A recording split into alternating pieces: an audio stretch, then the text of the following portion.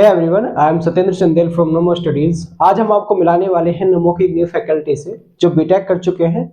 और अगर बात करें हम एग्जाम्स की तो इन्होंने RRB JE, SSC JE, BSF SI civil work, RPSC A, BPSC A, RITES A and GATE जैसे एग्जाम क्वालिफाई किए हुए हैं। इनका टीचिंग में एक्सपीरियंस 5 साल का है और ये आपके लिए सिविल इंजीनियरिंग के all subject Hindi plus English दोनों ही मीडियम में पढ़ाएंगे। Thanks NaMo for introducing me. I am Dharmendra. आज मैं आपको सिविल इंजीनियरिंग का एक सब्जेक्ट पढ़ाऊंगा, सॉइल मैकेनिक्स। सॉइल मैकेनिक्स आज हम लोग पढ़ते हैं। सॉइल मैकेनिक्स में हमारे लिए हमें पता है कि हमारी स्ट्रक्चर के सुपरस्ट्रक्चर खड़ा करने के लिए मिट्टी बहुत जरूरी है। तो हमारी मिट्टी की उत्पत्ति कैसे हुई उसके बारे में पढ़ेंगे। मिट्टी की उत्पत्ति हमारी एक जियोलॉजिकल साइकिल के द्वारा होती है। जियोलॉजिकल साइकिल क्या है कि जो चट्टान होती है, मेरी चट्टान का पहले क्या होता है, वेदरिंग होती है। वेदरिंग कैसे होती है, फिजिकल वेदरिंग होती है या फिर मेरी क्या हो सकती है, केमिकल वेदरिंग होती है। केमिकल वेदरिंग होती है। फिजिकल वेदरिंग क्या है, फिजिकल मतलब क्या होता है, जो चीज हम देख सकते हैं, भौतिक जो चीज देख सकते हैं, महसूस कर सकते हैं अपनी आंखों से, अपने सेंस ऑर्गन से, जो भी हम चीज देख रहे हैं उसको हम फील कर रहे हैं, उसको छू सकते हैं, वो सब मेरा फिजिकल आता है। और केमिकल वेदरिंग उसमें रासायनिक क्रियाएं होती हैं। तो रासायनिक क्रिया कौन कौन सी हो सकती है, ऑक्सीडेशन होता है, मान लो आपका रिडक्शन हो रहा है उसमें, और या फिर आपका क्या हो रहा है, कार्बोनेशन हो रहा है। और ऑक्सीडेशन आपको पता है कि एडिशन ऑफ ऑक्सीजन और रिमूवल ऑफ हाइड्रोजन। और रिडक्शन क्या होता है, जो आपका removal of oxygen, addition of hydrogen, just इसका अपोजिट होता है। और कार्बोनेशन में क्या होता है, सिर्फ एडिशन ऑफ ऑक्सीजन। तो ये जो है क्या है, केमिकल। तो हमारी वेदरिंग कैसी होगी, या तो फिजिकल हुई। फिजिकल में क्या कंपोनेंट यूज होते हैं, विंड, वाटर, आइस या फिर में ग्रेविटी। तो ये क्या है मेरे फिजिकल वेदरिंग, मतलब मेरा क्या हो रहा, चट्टान का कटना हो रहा है, किससे, विंड से या फिर वाटर से या फिर आइस से या फिर ग्रेविटी से। और इसमें कई सारी रासायनिक क्रियाएं हो रही है। उसके बाद क्या हुआ, अब वो मेरी विंड का जो मेरी चट्टान कटी है हवा से या पानी से या फिर किससे, बर्फ से, तो वो कहीं ना कहीं ट्रांसपोर्ट होंगी, है ना। तो मान लो अगर वो आपकी वाटर से अगर मेरी चट्टान कटी और फिर ट्रांसपोर्ट हुई, तो हम लोग उसको कहते हैं एलुवियल सॉइल। क्या कहते हैं उसको, एलुवियल सॉइल या फिर जलोढ़ मृदा। उसी तरीके से अगर आइस से हुई तो हम लोग ग्लेशियल सॉइल कहते हैं, ग्लेशियल सॉइल। ये, और या फिर मेरी मान लो हवा से हुई तो फिर मैं इसको कह देता हूँ एलुवियल सॉइल, एलुविन सॉइल। तो ये मेरी टाइप्स ऑफ सॉइल है जो हम लोग आगे पढ़ेंगे, इसका नेक्स्ट टॉपिक है। फिर ट्रांसपोर्टेशन के बाद फिर क्या हुआ, वो कहीं ना कहीं मेरे जो सॉइल के रॉक के पार्टिकल डिपोजिट हो गए मेरे। डिपोजिट होने के बाद वो रॉक के पार्टिकल है वो मेरे बदल गए किसमें, मिट्टी में। तो वो अभ्युत्थान, उसको क्या कहते हैं, अपीवल। तो पूरी प्रोसेस में क्या होता है, वेदरिंग, ट्रांसपोर्टेशन, डिपोजिशन, अपीवल। ये क्वेश्चन भी एसएससी जीए में पूछा गया है। It is formation of soil. इस पूरी प्रोसेस का नाम हमने क्या कह दिया, पैडोजेनेसिस। क्या कह दिया इसके अंदर, पैडोजेनेसिस। अब देखो, आपने देखा कई सारे साइंटिस्ट आए और हमने इस फाइल में हम लोग उन साइंटिस्ट के बारे में पढ़ेंगे। तो कूलाम्स ने हमारा बैच का प्रिंसिपल दिया है ना। और जो हमारे डार्सी थे उन्होंने हमारा क्या है, सॉइल जो हमारी फ्लो कर रही है उसके बारे में बताया है। और उन्होंने एक फॉर्मूला दिया है, डिस्चार्ज इक्वल टू के आई है, जो हम लोग आगे पढ़ेंगे परमिलिटी में। तो हम लोग वहां परमिलिटी और सीपीएच में हम लोग अच्छे से इसका एक्सप्लेन देखेंगे। और क्या है, अब क्या हमने प्रिंसिपल ऑफ कंसोलिडेशन, सबसे ज्यादा योगदान जो रहा है हमारा सॉइल के अंदर वो किसका रहा है, टरजागी का रहा है। इन्होंने प्रिंसिपल ऑफ कंसोलिडेशन कब दिया था, 1923 में दिया था। अच्छा, कंसोलिडेशन क्या होता है, सघनन। कंसोलिडेशन क्या होता है, जो सघनन क्या है, जो वॉइड्स होता है मेरे सॉइल के अंदर प्रेजेंट क्या है, वॉइड्स। अगर मान लो वॉइड्स प्रेजेंट नहीं होगा, मेरे सॉइल में वॉइड प्रेजेंट नहीं होगा तो वो हो जाएगा, मेटल बन जाएगा मेरा। तो वॉइड्स होने ही चाहिए, तभी मेरी वो सॉइल बनेगी या फिर मृदा बनेगी। तो वॉइड्स के अंदर मेरा क्या प्रेजेंट रहता है सॉइल के अंदर, या तो वाटर होगा प्रेजेंट या फिर मेरा क्या प्रेजेंट होगा, एयर। अगर जैसे हम उसको दबाते हैं तो अगर पानी निकलता है सॉइल में से, सॉइल के वॉइड्स में से, तो हम लोग क्या कहते हैं उसको, कंसोलिडेशन। और जैसे हमने उसको दबाया और हवा निकली तो हम उसको क्या देते हैं, कंपैक्शन। तो वो पूरा चैप्टर है, वो हम लोग आगे पढ़ेंगे इसके बारे में। तो हमने देख लिया, तो डार्सी ने तो हमें सॉइल फ्लो दे दिया, प्रिंसिपल ऑफ कंसोलिडेशन हमने किसने दिया, टरजागी ने। तो बहुत सारा योगदान होने के कारण इसको हमने फादर ऑफ सॉइल भी कहा है, किसको, टरजागी को। 1925 में इनकी एक बुक आई थी, उसका नाम था एरवा डू मैकेनिक्स। तो वो जो है हम लोग आगे देखेंगे सारी चीजें क्या क्या है इसमें सॉइल मैकेनिक्स में। अब हम लोग देखेंगे आगे सॉइल का पूरा फॉर्मेशन हो गया, चट्टान से मेरी सॉइल बन गई। अब उसके बाद भी क्या होता है, जो उसका मिनरल्स होते हैं, जो सॉइल के मिनरल्स होते हैं, पूरा डिकम्पोज होने के बाद उस चट्टान के ऊपर बच जाते हैं। मान लो ये चट्टान है आपके और यहाँ पे मेरा उसके कुछ पदार्थ बच गया मेरा, तो यहाँ पे जो है इसको हम लोग क्या कहते हैं, रेजिड्यूअल सॉइल।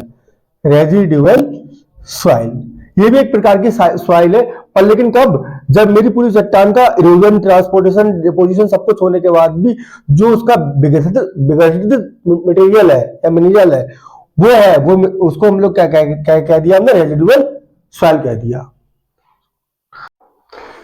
लुईस सॉइल, पवनोल मृदा, उसके बारे में हम लोग थोड़ा देखते हैं यहाँ पे। तो होता क्या है, जो wind below slightly cemented uniformly graded soil होती है, होता क्या है कि जो मेरी हवा के थवेड़े होते हैं, या फिर मैं कह सकता हूँ उसको, मतलब यूनिफॉर्मली ग्रेडेड स्लाइटली सीमेंटेड, थोड़ी सी हल्की सी आपकी सीमेंटेड रहेगी है, और यूनिफॉर्मली ग्रेडेड क्या है, मतलब थोड़ी सी भुरभुरी टाइप की रहेगी।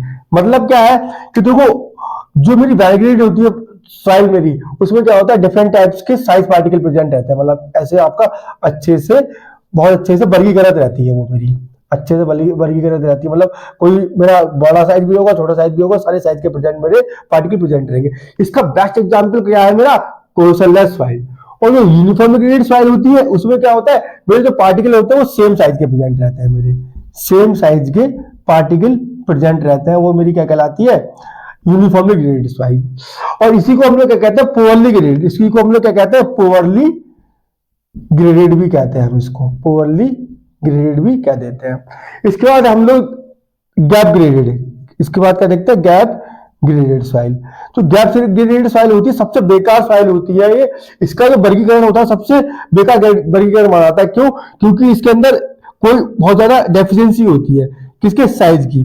साइज, कोई मेरा साइज मान लो उसमें रहेगा ही नहीं, दूसरा एक साइज के बाद फिर मतलब थोड़ा गैप रहेगा, इसलिए ये गैप ग्रेडेड सॉइल होता है। सबसे बेकार जो है मेरी गैप ग्रेडेड होता है। सबसे अच्छा मेरा कौन सा होता है, वेल ग्रेडेड होता है। यूनिफॉर्म ग्रेडेड मेरा बीच का हो सकता है। तो वेल ग्रेडेड का एग्जांपल मेरा क्वेश्चनलेस, यूनिफॉर्म ग्रेडेड का सिल्ट, और इसका मेरा कोहेसिव सॉइल।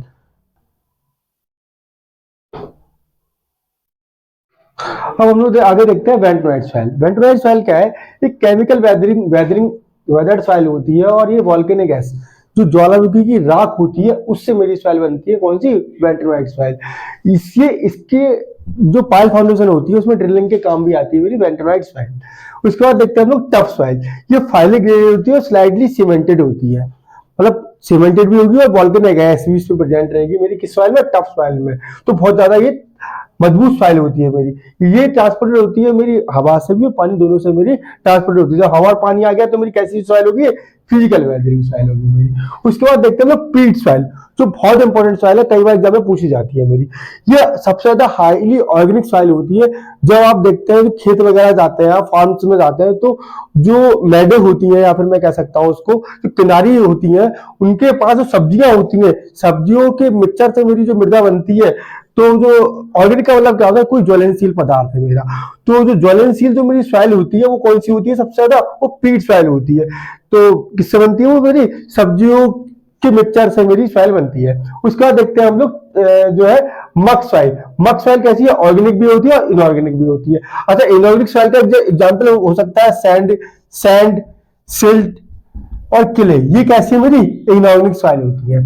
अच्छा, इसमें भी हम लोग देखते हैं, एक तो होती है मेरी कोहेसिव, एक होती है मेरी कोहेसिव, और एक होती है कोहेशनलेस।